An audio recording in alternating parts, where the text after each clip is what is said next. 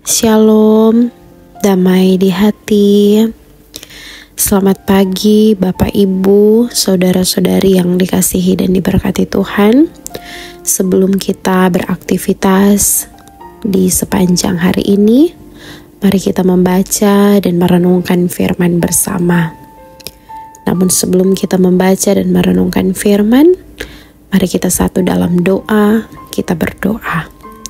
Segala puji, hormat, syukur kami naikkan padamu ya Tuhan, ya Allah kami, oleh karena segala kebaikan-Mu dalam kehidupan kami, sehingga sampai hari ini kami masih ada sebagaimana kami ada, dan kami boleh menikmati umur panjang, sehat, kuat, bahkan kami masih diperkenankan Tuhan untuk ada di dunia ini, untuk berkarya, berjuang, melaksanakan setiap tugas dan tanggung jawab yang Tuhan percayakan dalam hidup kami. Dan di saat ini Tuhan, kami mau beraktivitas bersama. Namun sebelum itu, kami mau belajar firman. Kami mau mengerti dan memahami kehendak-Mu dalam hidup kami. Oleh karena itu Tuhan, tuntun kami dengan Roh Kudus-Mu dan berkati kami supaya kami boleh hidup taat dan setia pada firman-Mu ini. Dalam nama Tuhan Yesus kami berdoa dan bermohon. Amin. Bapak Ibu yang dikasihi dan diberkati Tuhan, pembacaan kita di hari ini, Rabu 12 Juni 2024, terdapat dalam Kisah Para Rasul pasal 5 ayat 5 dan 6. Firman Tuhan berkata, ketika mendengar perkataan itu, rebahlah Ananias dan putuslah nyawanya. Maka sangatlah ketakutan semua orang yang mendengar hal itu. Lalu datanglah beberapa orang muda, mereka mengapani mayat itu, mengusungnya keluar dan pergi menguburnya. Terpujilah firman Tuhan. Di saat ini, renungan harian keluarga kita di hari ini berjudul Putuslah Nyawa Ananias.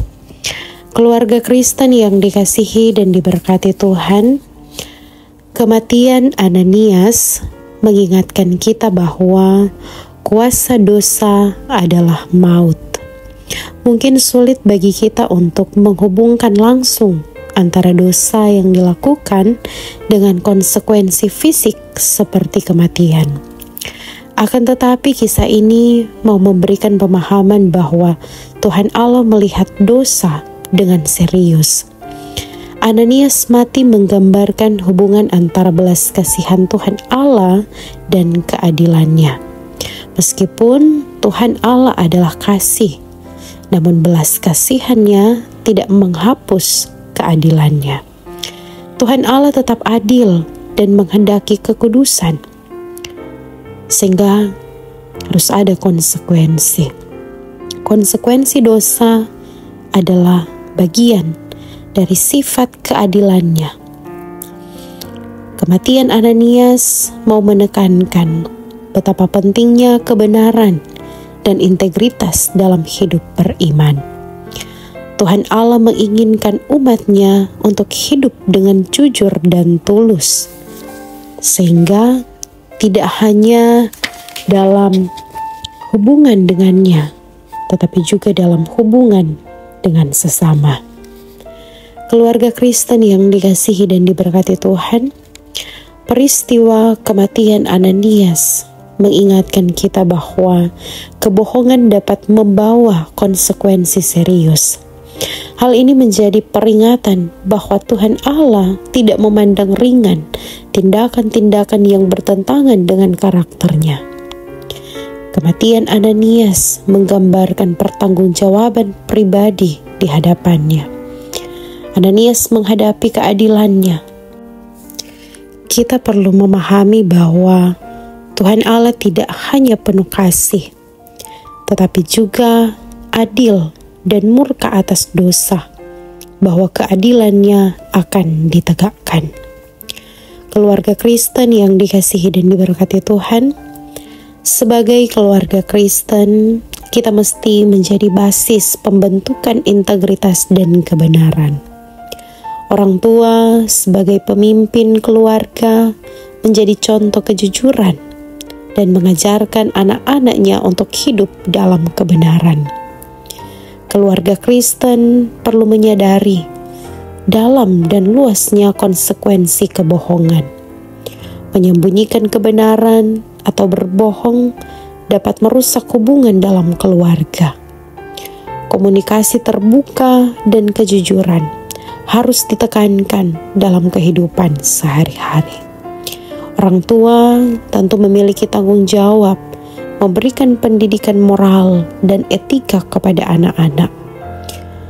Kisah Ananias menjadi motivasi untuk mengajarkan nilai-nilai kekudusan, kejujuran, dan kebenaran kepada anak-anak sebagai fondasi iman Kristen.